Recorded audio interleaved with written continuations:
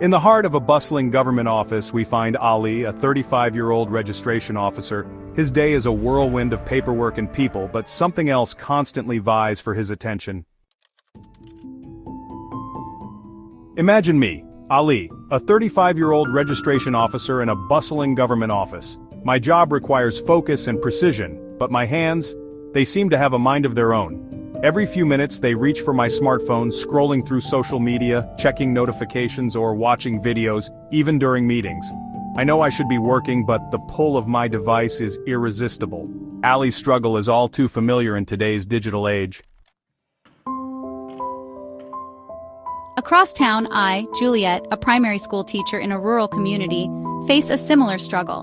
My head teacher recently caught me browsing TikTok during class hours, my students left unattended. I feel guilty, but the lure of endless entertainment is hard to resist. Juliet's experience highlights a growing issue among educators and professionals alike. Ali and Juliet are not alone. Their stories reflect a growing global phenomenon, the overdependence on smartphones and iPads. These devices, designed to make life easier, are increasingly taking over our attention, time, and even our relationships. But what makes them so addictive, and what are the real dangers of this dependency? Let's explore. Smartphones and iPads are engineered to keep us hooked. From endless scrolling to instant notifications, these devices tap into our brain's reward system. Every like, comment, or new message triggers a small dopamine hit, making us crave more. According to a 2017 study by Adam Alter, author of Irresistible: The Rise of Addictive Technology and the Business of Keeping Us Hooked, the average person checks their phone 80 times a day. That's once every 12 minutes. For people like Ali and Juliet, this constant distraction can lead to a cycle of procrastination, guilt, and even reduced productivity.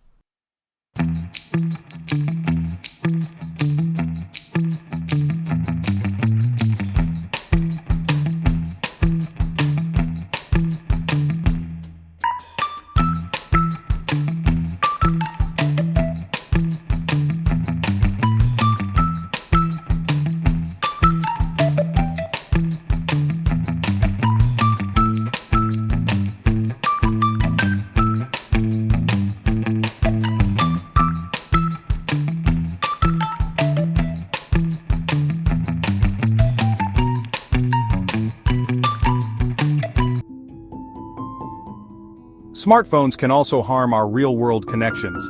Imagine Ali at a family dinner, his eyes glued to his phone instead of engaging with loved ones. Or Juliet, whose students feel neglected as she scrolls through TikTok. A 2023 report by the American Psychological Association highlighted that excessive smartphone use can lead to social isolation and reduced empathy, as people prioritize virtual interactions over face-to-face communication. The dangers aren't just psychological. Prolonged screen time can cause eye strain, poor posture, and even sleep disruption. The blue light emitted by screens interferes with melatonin production, making it harder to fall asleep. For Ali, this might mean restless nights and groggy mornings, while Juliet's late-night scrolling could leave her too tired to teach effectively the next day. The first step to addressing this dependency is awareness. Ali and Juliet may not realize how much their devices are controlling their lives, but once they do, they can take small steps to regain control. For example, setting boundaries. Designating phone-free times, like during meals or work hours, can help reduce distractions. Mindful usage. Apps that track screen time can provide insights into usage patterns and encourage healthier habits. Finding alternatives. Engaging in offline activities like reading, exercising, or spending time with loved ones can help break the cycle of dependency. Ali and Juliet's stories are a mirror to our own lives. How often do we reach for our phones without thinking? How many moments of real connection do we miss because we're lost in a digital world? The truth is, smartphones and iPads are powerful tools, but they come with a cost. The choice is ours. We can let these devices control us, or we can use them mindfully, ensuring they enhance rather than hinder our lives. For Ali, it might mean putting his phone in a drawer during work hours. For Juliet, it could involve setting strict limits on her TikTok time. And for the rest of us, it's a reminder to pause, reflect, and ask, is my phone serving me, or am I serving it? The answer could change everything.